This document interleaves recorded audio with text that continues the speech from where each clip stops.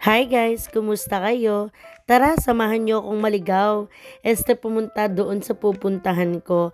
So sa bidyong ito ay samahan niyo ako at ikikwento ko sa inyo kung ano ang nangyari sa buong araw ko ng February 14. So ito ay bahagi lamang ng aking mga experience na gusto kong i-share sa inyo. And yes, totoo po yun, naligaw po ko at hayaan yung ikwento ko sa inyo kung paano nangyari yon. Kaya tara, samahan niyo na ako.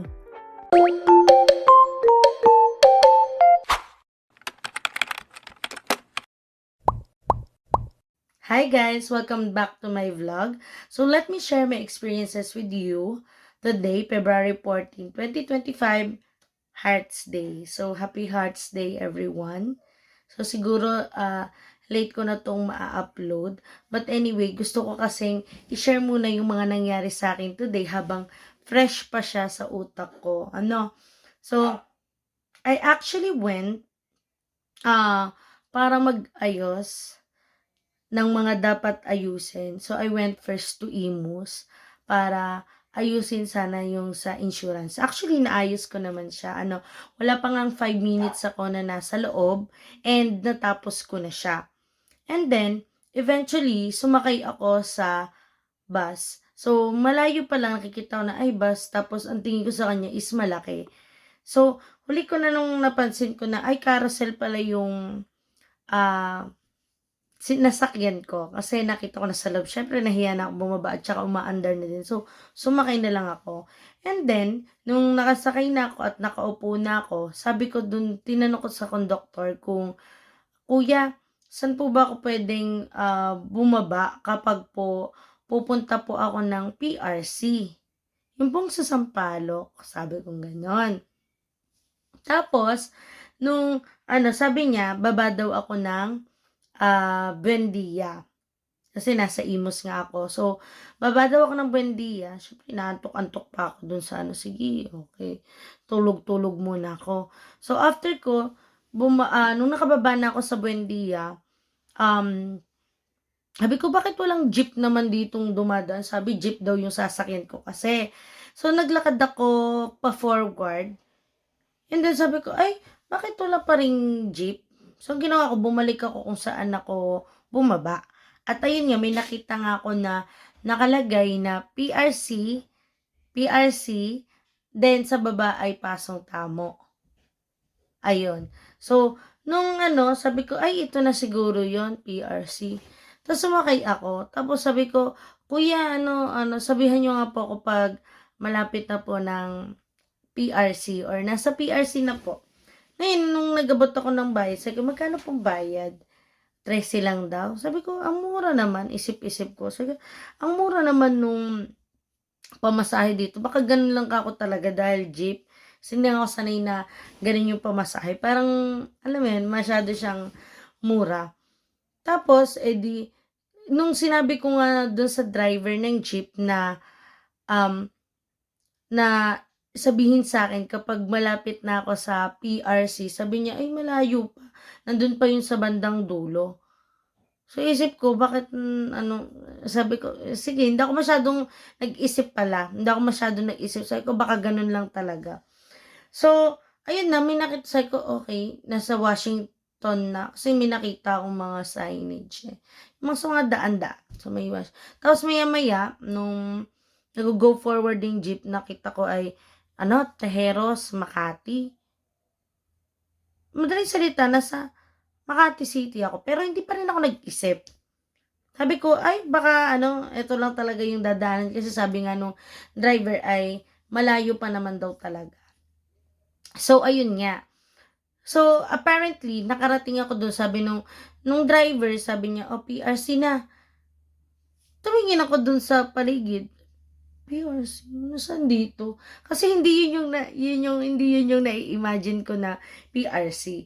Kasi, syempre, nakapunta pa rin naman ako ng PRC dati. And, pag pumupunta ng Manila, nadadaanan naman talaga yung papuntang PRC. Kasi nga sa Sampaloc, lagi kong natatandaan din yung Greenwich na nakainan sa bandang labas.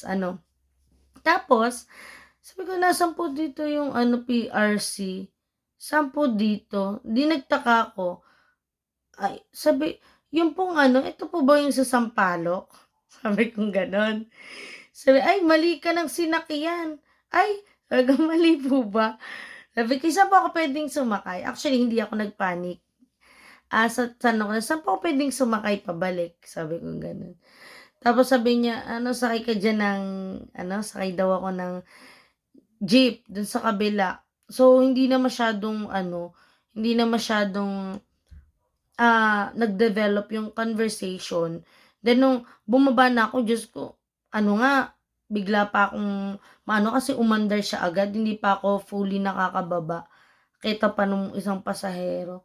Ay di bumaba na ako, lumiban na ako dun. Sabi ko, dun nag-sink in sa'kin na naliligaw na pala ako, na wala pala ako sa direksyon ng patutunguhan ko. So ang ginawa ko,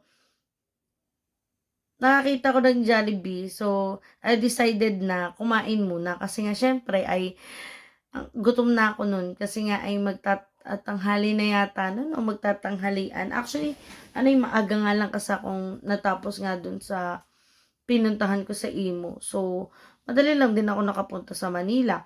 Then, nakakita ko ng Jollibee. Siyempre, order. Pero nag-chat na ako nun sa kapatid ko. Sabi ko, "Uy, naliligaw yata ako."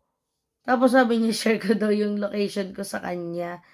Tinatawanan niya ako kasi kung kung saan-saan daw ako sumasakay. So, madaling salita, nagte-take out ko sana yung pagkain kasi naisip ko, ay, ako na lang kainin kasi kailangan ko din mag-CR eh. Alam niyo naman ako, ma-CR na tao. Kung kilala niyo talaga ako personally. So, ayun nga, kumain na nga ako sa Jollibee ng burger and fries kasi nga ay kapag mabigat, eh baka madumi pa ako, eh mahirap na. Ayun, so kumain muna ako. Tapos nagse-share location ako, hindi ko nga maintindihan kung ano yung pinapagawa sa akin ng kapatid ko. But anyway, ayun na nga. So bigla siyang nag-chat, sabi niya, ipag-book na lang daw niya ako. Sabi ko, sige. Kasi tinatanong niya ako kung may app ako ng Joyride. Eh wala naman kasi nga hindi naman siyempre gumagana yun sa Cavite. I mean dito sa Alfonso, dito sa area natin. Madaling salita, eh di pinag-book niya ako. Ayun. Tapos maya-maya, dumating na din yung rider. Then sabi ko, ay kay Joseph po. Ayan, sumakay na ako. So, ay nakikita nyo naman siguro sa video. Actually, binibidyo ako di sarili ko eh. Parang na-amaze ako. Actually, ito yung first time na nakasakay ako ng joyride. At in fairness naman, okay naman pagdating dun sa helmet. Nagpakabit pa nga ako kay kuya kasi hindi ko alam. Tapos medyo nahirapan lang akong pagtaas kasi nakapalda ako today. Buti na lang ay may short ako sa loob. So, carry lang. So, nilagay ko yung bag ko sa harapan. And, ayun, yun yung first time ko na mag-joyride. Siyempre, curious ang ate ko, patingin-tingin sa paligid. Kasi, di ba, kapag mga motor lang, kung saan-saan ka talaga din dinadaan, kung magabain, naninigurado na, nagbe-video din ako. Na-amaze nga ako doon sa mga dinadaanan eh. Kasi, siyempre, parang, yung mga pasikot-sikot. Tapos, bigla akong nakita yung mga, yung mga tulay. Kapag pumunta ka ng Manila, tapos, ay, parang siya kasi, dati kasi, pag pumupunta ka dun sa part na yun, kumbaga ba, nakasakay ako sa bus. So, yung tingin ko pababa. Eh, ngayon, parang pantay na lang. Medyo nakakatakot din pala kasi parang, syempre, naka-motor lang ako. Tapos, sa mga kasabayan, mga truck pa. Syempre, nakakatakot kasi sumisingit-singit. Pero, hindi naman si kuya na nagdadrive. Okay naman. At safe naman niya ako na ihatid. Kita nyo naman, nandini ako, So, hindi ko nga alam kung magko-compensate tong haba ng video ko doon sa haba ng video na nakuha ko. But anyway, ayun nga, binidyohan ko na lang din yung mga dinadaanan ko. Meron pa ako nakitang nasunugan dun eh. Tapos, yun, tapos nung napapansin ko, parang malapit na ako Tama nga, malapit na nga. Tapos, ayun, nakita ko na yung PRC.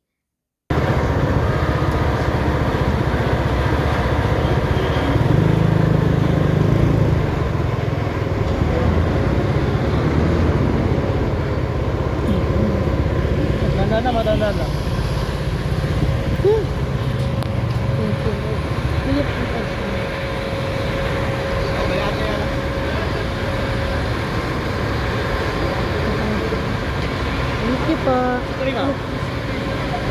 Magkano pa pong sukli? 12, ma'am.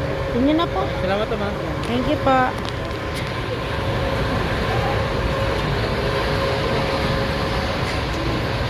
Ayun guys, nakarating naman ako ng PRC. Safe naman akong maihatid. May bangis ko. Woo! Diyos ko.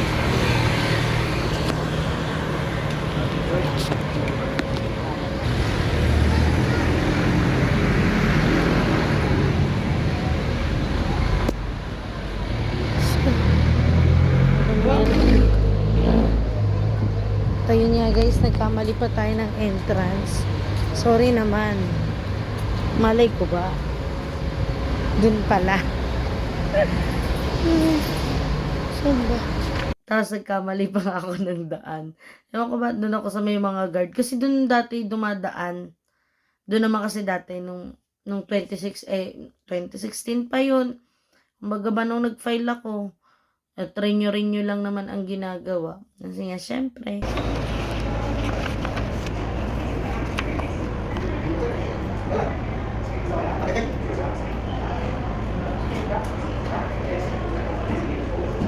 Bakit ako pumunta ng PRC? Nagpa-change status po ako.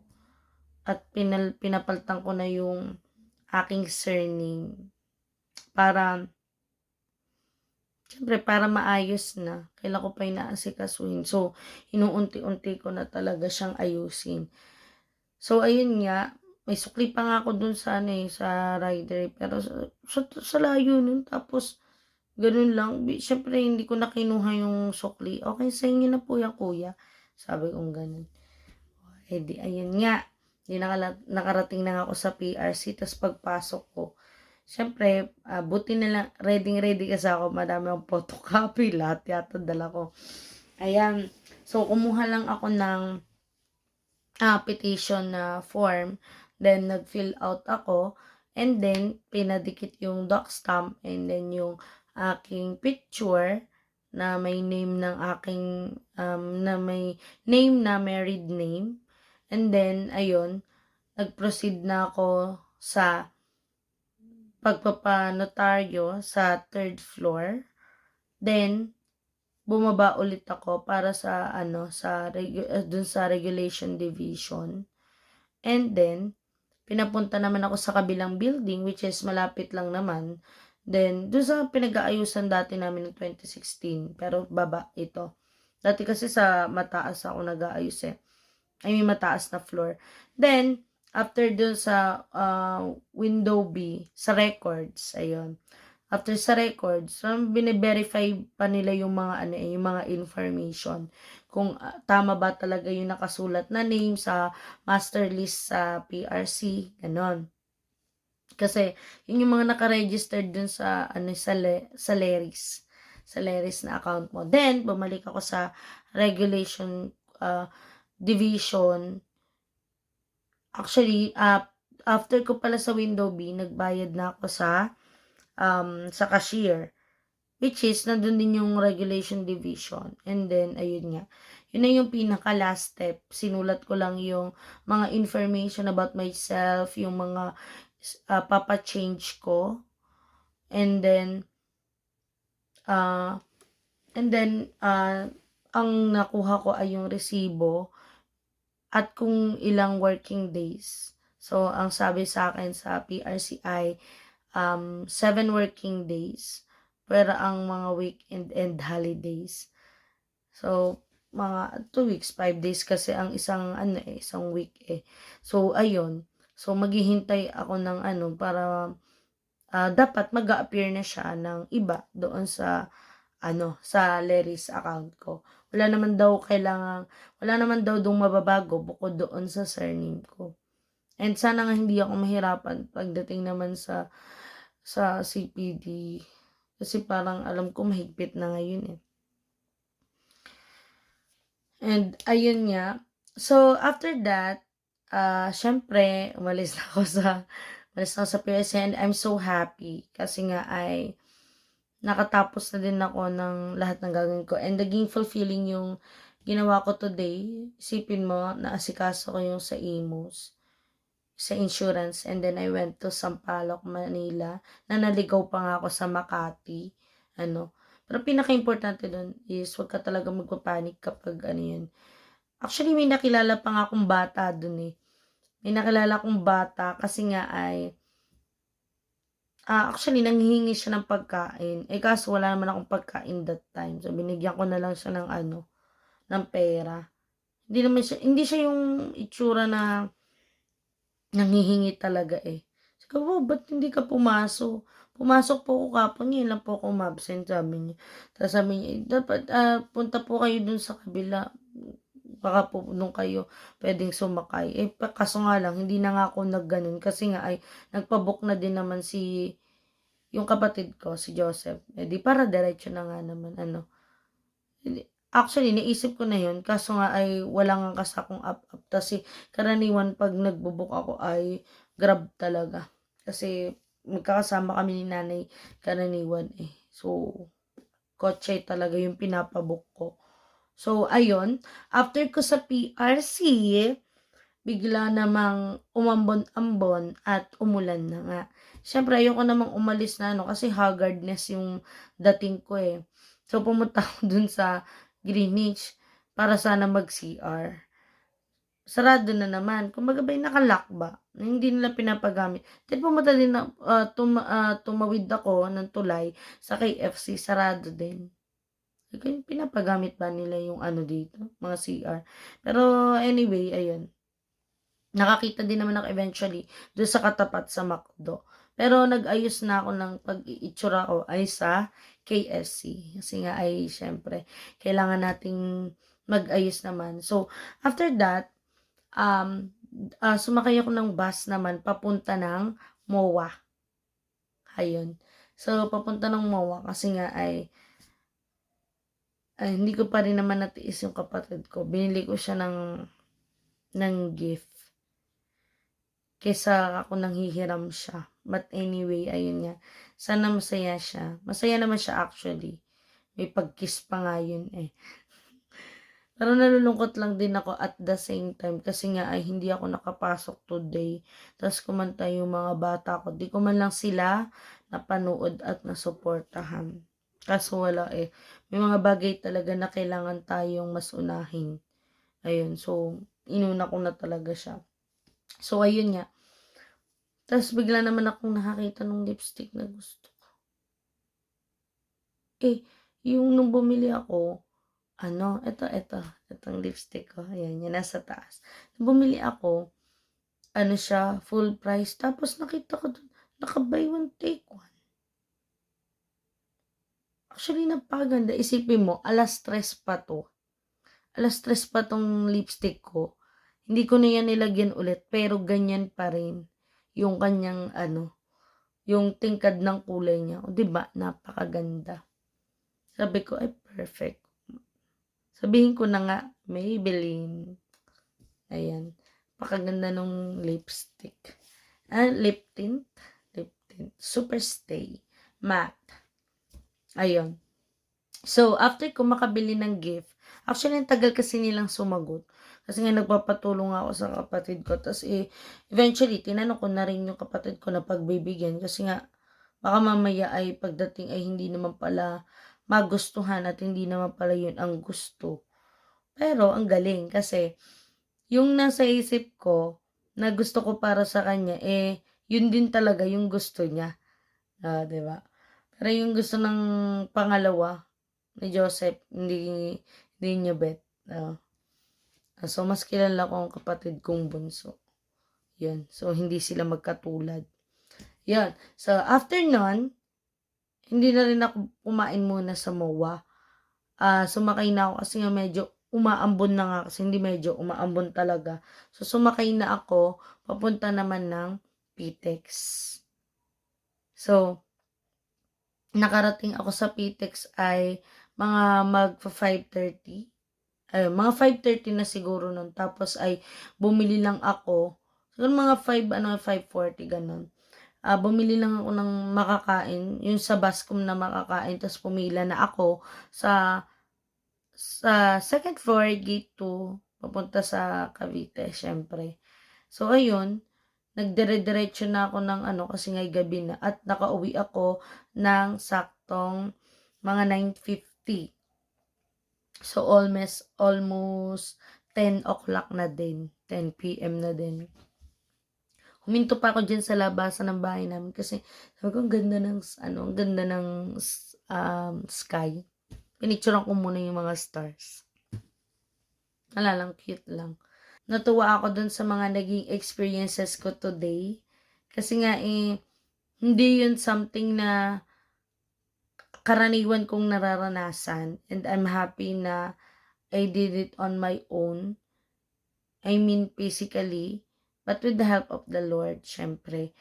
Kung hindi siguro kay Lord at kung wala siguro akong pera na panggastos pamasahe, baka hindi din ako nakarating sa aking patutunguhan. And ayun nga, medyo sumakit lang talagang ulo ko kasi nga ay init, lamig.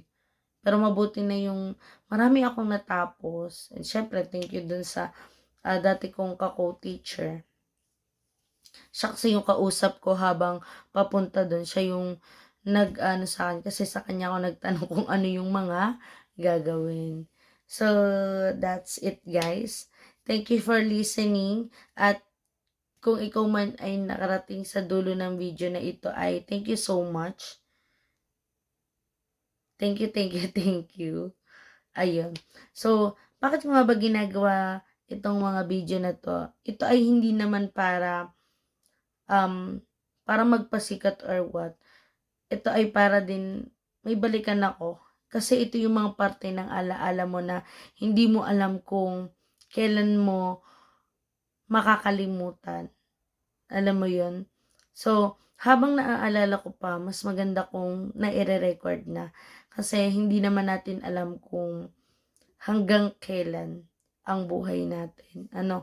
Tsaka, sabi ko nga, simula nung nagsisimula ako na doon pa lang kay Teacher Cell na YouTube channel, nung nagbabasa ako ng mga kwento, yun ay dahil ayokong makalimutan kung ano yung boses ko. At kung siguro kung napakinggan niyo yung boses ko doon, talagang marami talagang changes na nangyayari sa atin. Hindi lamang sa itsura, kundi pati sa boses, yon. So, hindi lamang doon. And, nakakatuwa nga kasi, umuwi ako, and then, may nagbigay pa rin talaga sa akin ngayong Valentine's. Natuwa ako sa isa, hindi ko alam kung sino ang nagbigay. Wait lang, papakita ko sa inyo. So, ayan guys, I'm back. So, ayan, may nagpaabot sa akin ng ng chocolates. Kaso, wala silang mga pangalan kung saan sila galing. Ayan. Happy Valentine's Day, Mama Russell. Happy Hearts Day. Thank you for everything. Kanino kaya to galing? And then, may nagbigay sa akin ng hindi ko alam kung kanino to galing eh. Napaka-sweet naman. Tama ko kita. Tama.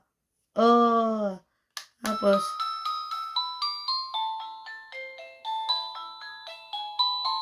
may tunog siya.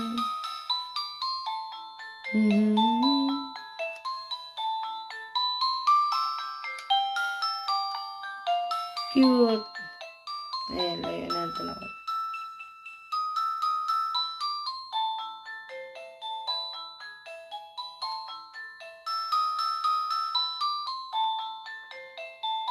Ayan.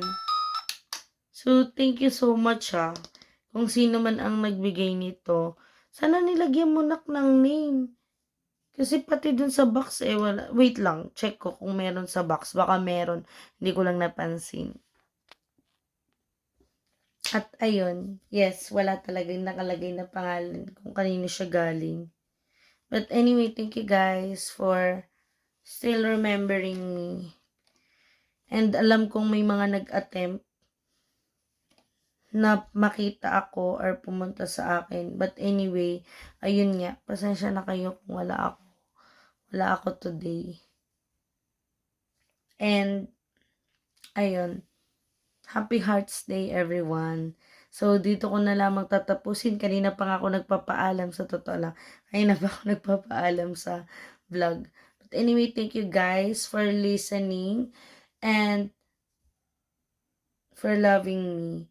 So, thank you guys. Bye-bye. See you in my next vlog.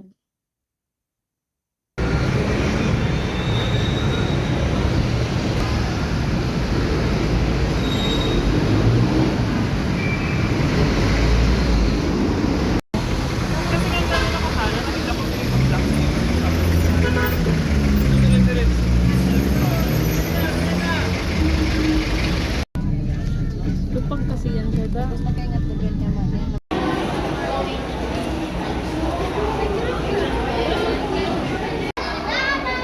Siguro na ng buhok ko. Hiwa-hiwalay na yung bawang.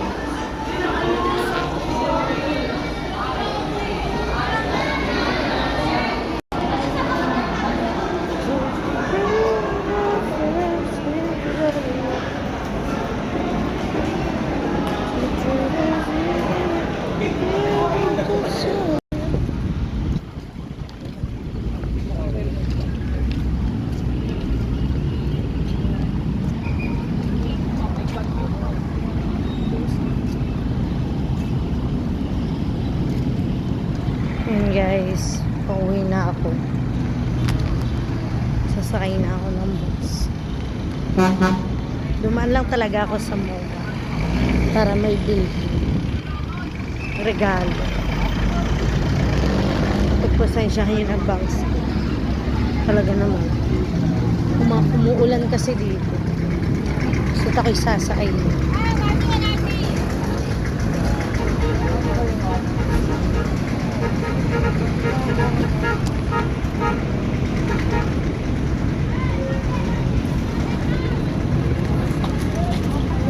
Dapat kaya yun sa padong natin.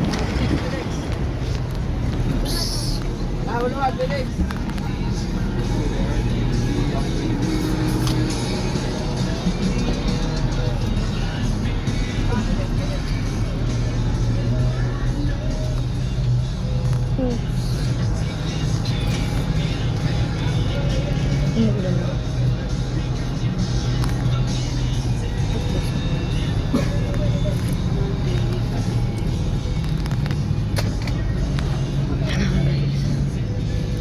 Parang umuulan dito sa loob ng bus.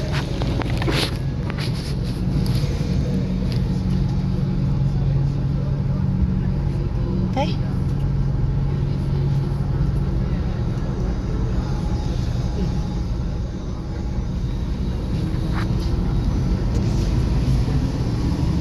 Uwi na ng Cavite.